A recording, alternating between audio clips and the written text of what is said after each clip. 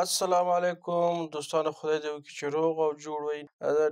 ډېری وخت ماته د دولت مامورین راځي او دا پوښتنه رانه کوي چې استاد موږ څنګه کولی شو په اکسل کې داسې جدول جوړ کړو چې هغه په A4 باندې راشي، ځکه ځینې جدولونه چې په اکسل کې موږ جوړوو هغه یو څه اندازه غټ وي. بیا چې کله موږ مثلا دا یو جدول جوړ کړی دی، په دې کې تاسو که وګورئ که زه چېرته دا بیا پرنټ وهم نو په کنټرول پی وهمه، دلته ګورئ چې تاسو دا جدول څو صفحې دی، یو څه څنډه یې دلته پاتې ده، یعنې دغه کالم ترېنه پاتې شوی دی، دا یې په درېیمه او څلورمه صفحه باندې راوستلی دی.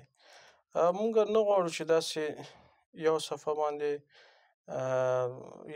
یو اندازه یو صفحه باندې بیا یو څه څنډه یې ترېنه بهر پاتې. موږ غواړو چې ټول جدول په دا یو صفحه کې په A4 باندې دغسې راشي، هېڅ څنډه یې بلې ورقې ته نه وي پاتې. نو د هغې دپاره یو ډېره ښه اسانه طریقه دا ده چې تاسو کوم جدول جوړوئ، اول به څه کوئ، د هوم مینو نه دغه پیج لیاوټ ته ولاړ شئ. کله چې تاسو غواړئ جدول هم د ښي طرف نه شروع شي، په پښتو دري ژبه یې لیکئ، نو پیج لیاوټ کې به راځئ، شیټ رایټ ټو لیفټ به ووهئ. صحیح دی؟ شیټ رایټ ټو لیفټ چې ووهئ دا به څنګه شي، دا جدول به انتقال شي ښي طرف ته. ABC تاسو وګورئ اوس د دې طرف نه شروع شوه او 1 2 3 د ښي لاسته راغله.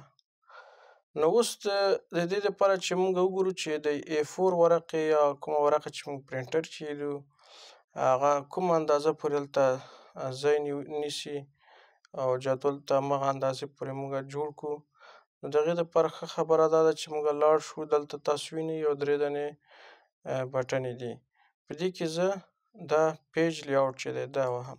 په دې مې چې کلیک وکړه، اوس ګورئ تاسو هره ورقه دلته اوس هره ورقه A4 اندازه چې ده جلا جلا ښایي موږ ته.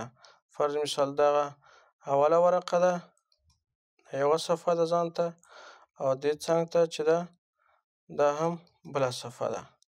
نو اوس موږ ته اندازه کېږي چې ورقه د کوم ځای نه شروع ده تر کوم ځای پورې ده، په همغه اندازه باندې موږ کولی شو یو جدول جوړ کړو.